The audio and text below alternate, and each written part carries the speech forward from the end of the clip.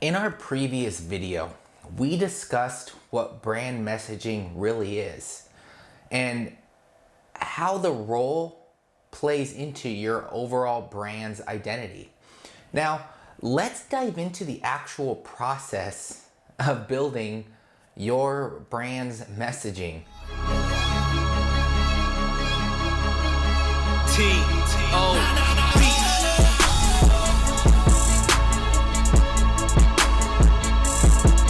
Hey guys, welcome to Creative, where we help athletes, sports marketers, and athletic business owners learn how to build those lasting legacies beyond the game.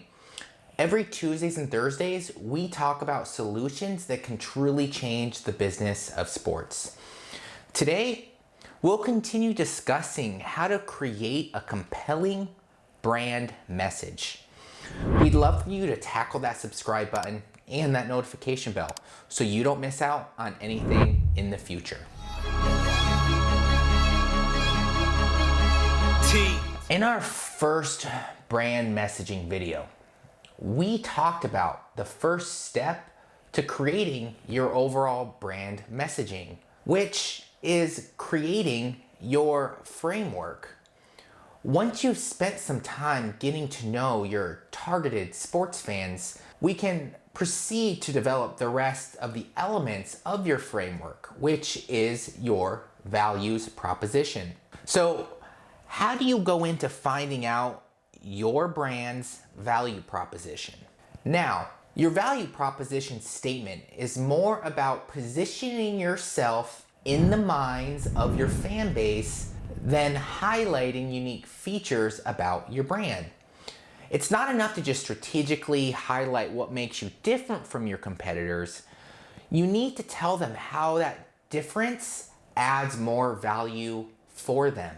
If you've done enough research on your target audience, then you know what they value. If they care about spending less, then they value affordable pricing. If they're conscious about the products they consume, then they value sustainability. You get the picture. These values act as your brand's selling point. The main reason why your targeted fans should prefer you over your competitors. Each value that you add to your list will act as a messaging pillar for your brand. A compelling brand message doesn't just highlight the unique features of the company, but also elevates the value that they offer to their target fans. So before you get started, you want to conduct an audit. Now that we've established some of the more important elements of your brand's messaging, it's time we take a look at how you framed your brand's message so far. As you go through all of your brand's platforms, make sure that you pay extra attention to the fans that you've attracted with them. How you've shared your value proposition so far, and whether your brand's voice matches its visual identity.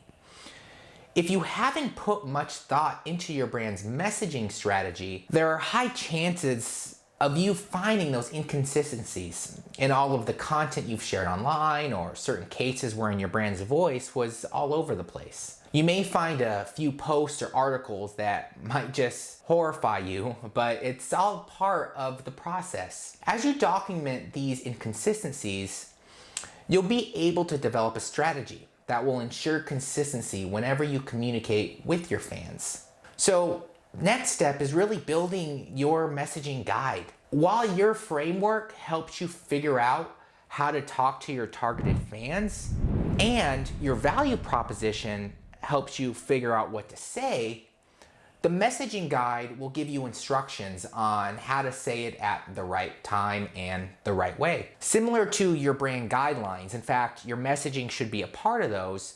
Your messaging guide will help you keep a consistent tone of voice and language when communicating not just with your fan base, but your employees. To start, you need to figure out your brand's voice.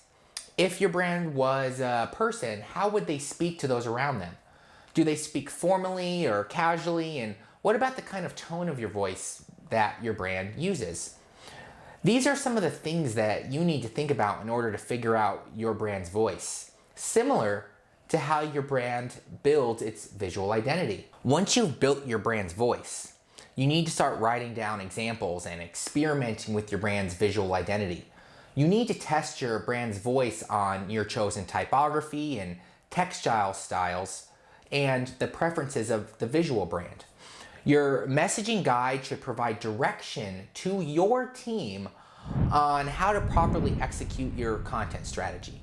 And keep in mind that nowadays, how you say something can be as important as to what you actually say out in the real world. Finally, you want to finalize your brand's positioning statement. Once the foundations of your brand messaging are laid out, you can now work on your brand's official positioning statement. Keep in mind that your brand messaging statements act as the elevator pitch of your entire brand.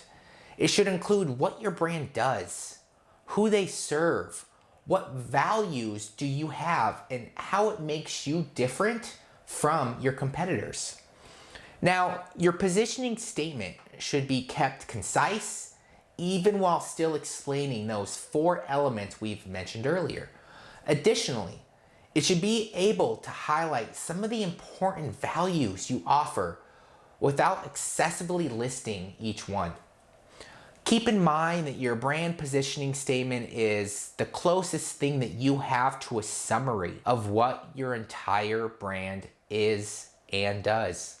A compelling positioning statement reveals how the brand wants to be perceived and its identity. So, how do you make the most out of your brand messaging? Well, like we mentioned in our previous video, brand messages have the ability to help your brand shape the way your fans see you. Hence, it's important your brand message is embedded in everything that you share with the rest of the world. You need to make sure that your brand's message is visible in every medium, platform, activity, and touch points. There's an old saying that claims it takes an average of 7 interactions with a company before a prospect lead makes an actual purchase. So to amplify your brand's message further, it needs to be present in every single touch point. Additionally, you must make sure that your team and everyone in your brand knows about your brand's messaging guide. Your creatives and content writers should have a copy of their own that they can use whenever they make any marketing material for your brand. It's difficult to shape the way people see you when all they get are weird visual cues and not any sort of single verbal message that they receive. You may catch the attention of your targeted fans, but at the end of the day, you won't be able to shape the way they see you as a brand. Language and imagery work hand in hand in branding. And the sooner you realize this, the better chances you have at succeeding in today's cutthroat market. If you want to learn more about how you can elevate your brands through imagery and communications, make sure to check out the rest of our videos on branding. We hope you guys loved today's video, and if you want to learn more about the great solutions that can truly change the game, don't forget to tackle that subscribe button. And if you could, give us a like. It really helps out the channel. Now, this is Zach with Creative, where business is our sport.